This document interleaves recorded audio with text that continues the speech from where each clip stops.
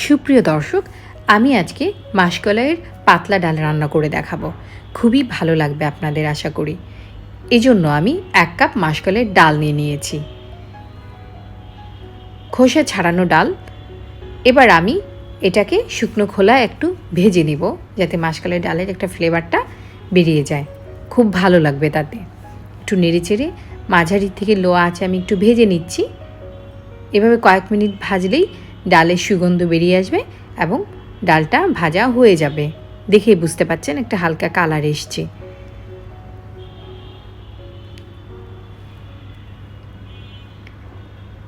এবার আমি ডালগুলোকে একটা ব্লেন্ডার জারে নিয়ে নিচ্ছি। তারপর ডালগুলো আমি গুঁড়ো করে নিব। একদম পুরোপুরি মিহি করব না, একটু দানাদার রাখবো। আপনারা দেখতে পাচ্ছেন আমি কতটুকু দানাদার রেখেছি। এবার আমি একটা হাঁড়িতে এই ডালটা আমি ঢেলে দিচ্ছি। 1 কাপ পরিমাণ ডালের জন্য আমি 5 কাপ পানি দিচ্ছি। চুলাটা কিন্তু অফ আছে। ভালো করে একটা চামচের সাহায্যে একটু মিশিয়ে দিচ্ছি। সব কিছু দেওয়ার পর তারপর আমি চুলাটা অন করব। 5-6টা কাঁচামরিচ দিচ্ছি, 1 চা চামচ হলুদ গুঁড়া, 2টা তেজপাতা দিয়ে দিচ্ছি। আমি এখানে খুব কম মশলা ব্যবহার করে আমি ডালটা রান্না করব। কাঁচামরিচ দিয়ে আমি ঝালটা করব। ঢাকনা দিয়ে ঢেকে দিলাম, দিয়ে সেদ্ধ করে নিলাম। আমি আগে কোনো লবণ ব্যবহার করিনি। এই পর্যায়ে আমি লবণটা দিয়ে চেক করে নিচ্ছি লবণটা ঠিক আছে কিনা। এই ডালটা আসলে স্যুপের মতো, আপনারা চাইলে এমনিতেও নিয়ে খেতে পারেন। এবার আমি একটু ফোড়ন দিব, সেই জন্য আমি 2 চা চামচ তেল দিয়ে দিয়েছি। তারপর আমি 3 টেবিল চামচ পেঁয়াজ কুচি দিয়েছি।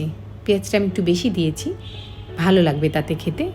হালকা ভাজা হলে আমি 2 টেবিল চামচ রসুন কুচি দিয়েছি। ডালের সঙ্গে রসুন কুচিটাও খুব ভালো লাগবে আপনাদের। আমি এটা ভেজে নিচ্ছি। আমি এখানে ফোড়নের জন্য আর কিছুই ব্যবহার করব না। কালারটা অনেকটা ব্রাউনিশ হয়ে গেছে। এটা আমি গরম গরম ডালের মধ্যে ঢেলে দেব। আমি খুবই কম তেল ব্যবহার করেছি। আশা করি এটা আপনাদের জন্য খুব হেল্পফুল হবে এবং এই রোজার মাসেও এটা খেতে খুব ভালো লাগবে, রিফ্রেশিং লাগবে। মাসকলাইয়ের ডাল আমরা একটু ঘন রান্না করি, কিন্তু আপনি এই পাতলা ডালটা রান্না করলে দেখতে পারবেন আসলে এটা কতটা টেস্টি হয়েছে। আমি এবার এটা ঢেলে দিচ্ছি। আমার আজকের রেসিপি যদি আপনাদের ভালো লাগে, আপনাদের উপকারে আসে, আমার চ্যানেলটা সাবস্ক্রাইব করবেন আশা করি। লাইক, শেয়ার এবং কমেন্ট করে আপনাদের মূল্যবান মতামত আমাকে জানাবেন।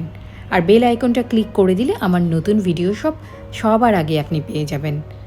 খাবেন যখন ভালোটাই খান, রান্না হোক আয়ের মাধ্যম। আল্লাহ হাফেজ।